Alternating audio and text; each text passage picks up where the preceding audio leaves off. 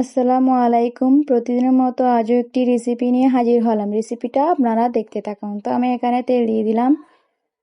তেল দেওয়ার পরে রসুনও দিয়ে দিলাম। রসুনগুলো ভাজা ভাজা করে নিচ্ছি।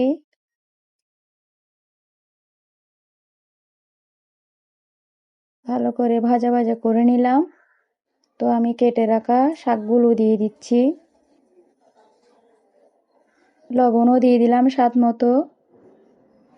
ঢাকা দিয়ে দিলাম। আর একটু নাড়াচাড়া করে নিচ্ছি।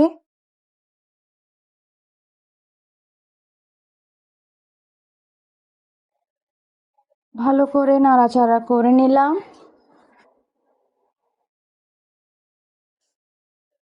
ঢাকা দিয়ে দিলাম। তো আমার শাক হয়ে এসে গেছে। রেসিপিটি ভালো লেগে থাকলে লাইক কমেন্ট শেয়ার করতে ভুলবেন না। আল্লাহ হাফেজ।